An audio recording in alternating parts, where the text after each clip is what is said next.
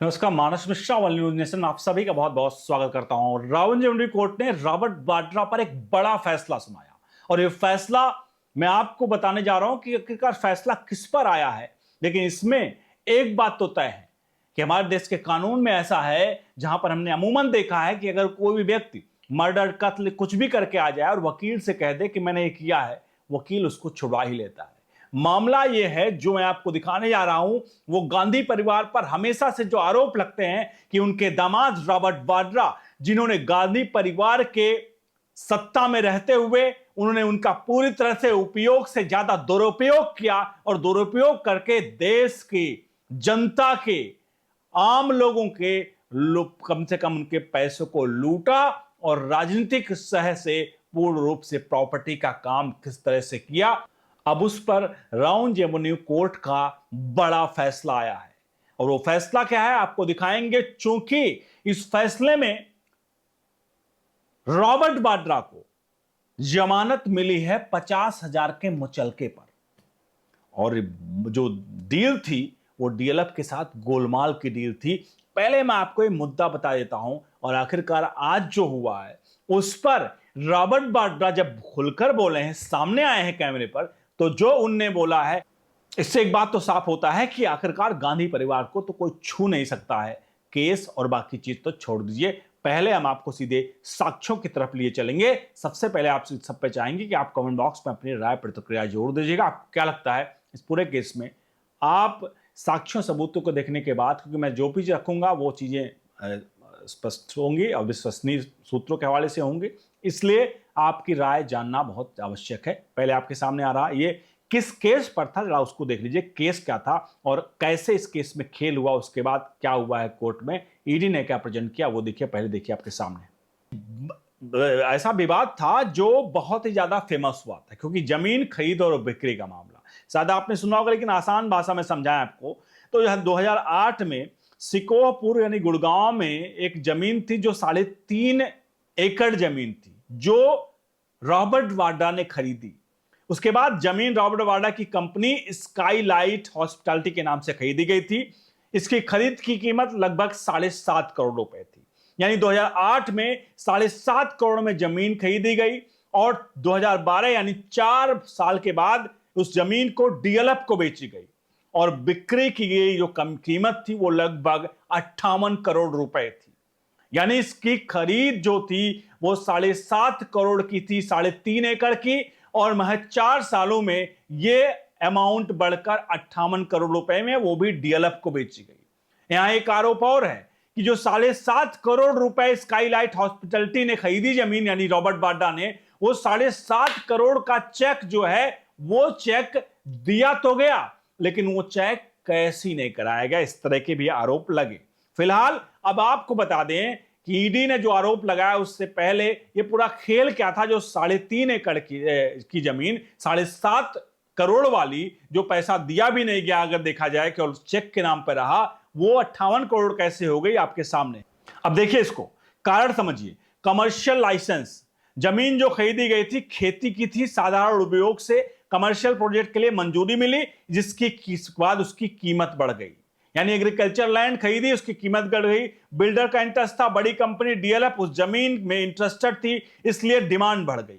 उसके बाद location development, Gurugram उस समय तेजी से डेवलप हो रहा था, इसके लिए आसपास की जमीनें महंगी हो रही थी। गवर्नमेंट अप्रूवल, जमीन से जुड़े कुछ सरकारी अप्रूवल जल्दी मिलने का भी आरोप लगाया गया है। ईडी का जो आरोप है, ईडी का कहना है कि सरकार जो है सरकारी फायदा का प्रभाव का फायदा लेकर जमीन की वैल्यू अचानक बढ़ाई गई। आपने समझा? इसका मेन बेस जो था वो बेस ये था कि एक खेत, उपजाऊ जमीन थी खेत वाली, उस जमीन को 3.5 एकड़ को रॉबर्ट वाड्रा ने खरीदा। खरीदने के बाद चूंकि इनकी सरकार थी, सत्ता थी, इन्होंने इसका लैंड यूज उसको चेंज करवाया, परिवर्तित कराया। मैं आपको बता दूं, अगर किसी भी जमीन की, एग्रीकल्चर जमीन की खेत यह है तो उसकी जमीन की कीमत बहुत कम होती है। इसलिए अमूमन देखा गया कि फार्म हाउस के रूप में कई लोग जब जमीन खरीदते हैं तो उसे फार्म हाउस का लाइसेंस लेते हैं। फार्म हाउस में जमीन की कीमत बहुत सस्ती होती है एग्रीकल्चर फार्म हाउस के लिए, इसीलिए इस जमीन को पहले एग्रीकल्चर को खरीदा गया, उसके बाद उसको कमर्शियल में बदलवा दिया गया। कमर्शियल आप समझते हैं, अगर उस जमीन का रेजिडेंशियल यानी घर बनाने के लिए उपयोग होता है तो उसकी कीमत बढ़ती है। लेकिन अगर अगर उसको कमर्शियल लाइसेंस मिल जाता उस जमीन को तो उसकी कीमत जो अगर 1 लाख की है तो वो कीमत पता चला 1 करोड़ पहुंच जाती है। यही यहां पर किया गया। 7.5 करोड़ वाली जमीन का रेट 58 करोड़ 4 साल में कैसे हुआ? वो सब कुछ था खेल लाइसेंस का, और लाइसेंस कहीं ना कहीं सरकार के प्रभाव से उस वक्त रॉबर्ट वाड्रा ने बढ़ाया और डीएलएफ ने इसकी एंट्री की। लोगों का कहना यह भी है कि जो 7.5 करोड़ रुपया आए उसके पीछे भी खेल था। जिसने 7.5 करोड़ रुपए यानी स्काईलाइट हॉस्पिटैलिटी ने दिए, वो 7.5 करोड़ भी कैश नहीं कराए गए। उसके बाद अब समझिए कि कौड़ियों के भाव और 58 करोड़ रुपए यानी कि चेक जो दिया गया वो भी बेकार, उसका भी पैसा नहीं लिया गया, और 58 करोड़ रुपए का प्रॉफिट कमा करके 4 साल के भीतर रॉबर्ट वाड्रा की जेब में चला गया। अब ईडी क्या आरोप लगा रही है वो देख लीजिए। वर्तमान स्थिति और आरोप बता दें। ईडी का आरोप है कि जमीन की कीमत सरकारी प्रभाव से बढ़ गई। आरोप है कि इस डील से गलत तरीके से बड़ा मुनाफा कमाया गया। उसके अलावा मामले की जांच प्रवर्तन निदेशालय ईडी कर रही है। रॉबर्ट वाड्रा ने सभी आरोपों का इनकार किया है। अब राउंड जमुना कोर्ट में 50,000 के मुचलके पर जमानत मिली है। केस अभी चल रहा है, यानी कि अभी जो फैसला आया उसमें 50,000 के मुचलके पर यानी 50,000 की जमानत राज दे करके रॉबर्ट वाड्रा को जमानत मिली है, यानी वो फ्री में है, घूम सकते हैं। यानी कि अब उनको जब ईडी बुलाएगी तो जाना होगा, लेकिन उनको ईडी गिरफ्तार नहीं कर सकती क्योंकि उनको जमानत मिल चुकी है। तो ये पूरा मामला है जिसको लेकर के आज उनको जमानत मिली है, जिस पर वो कोर्ट से बाहर आए तो उन्होंने आरोप लगाया ईडी के ऊपर।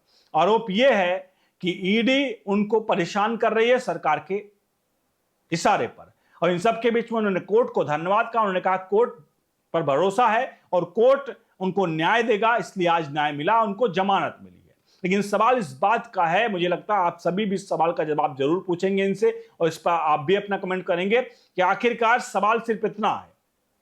रॉबर्ट वाड्रा, कांग्रेस पार्टी हमेशा प्रेस कॉन्फ्रेंसेस करती है। अगर इस तरह के आरोप लगे हैं जहां 7.5 करोड़ की रुपए जो है वो महज 4 साल में 58 करोड़ रुपए हो गए, तो 7.5 करोड़ रुपए की डील वाली चीज चेक के साथ, प्रूफ के साथ दिखा दी जाए कि देखिए हमने इस तरह से जमीन ली थी और इसको सरकारी तरीके से मतलब इसके तरीके से हमने इसको लाइसेंस प्राप्त किया, और उसके बाद इस जमीन की कीमत 58 करोड़ रुपए हो गई। इसमें मेरी गलती क्या है? यह सवाल जरूर पूछा जा सकता है।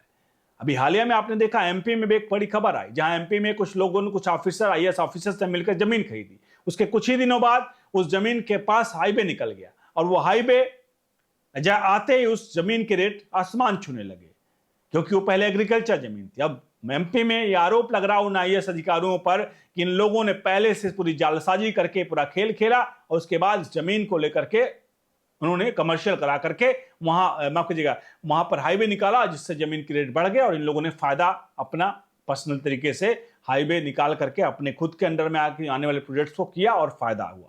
तो ये रॉबर्ट वाड्रा की कहानी है। फिलहाल रॉबर्ट वाड्रा जमानत पर, इस केस जो सिकोबाद वाला केस था, इसमें जमानत पर 50,000 के मुचलके पर उनको जमानत मिल चुकी है। आगे केस चलता रहेगा। एक बात तो तय है कि अगर आप हिंदुस्तान में बहुत प्रभावी व्यक्ति हैं तो आपके लिए कानून कुछ नहीं है। आप कानून को जिस तरह से चाहो उस तरह से पलटते रहो और आपको कोई छू नहीं सकता है। इस पूरे मामले पर अपनी राय प्रतिक्रिया जरूर दीजिएगा। वीडियो को लाइक शेयर करिए और आप बताइए कि आखिरकार जो रॉबर्ट वाड्रा के केस में हुआ, आपको लगता है कि बड़ा फेयर है?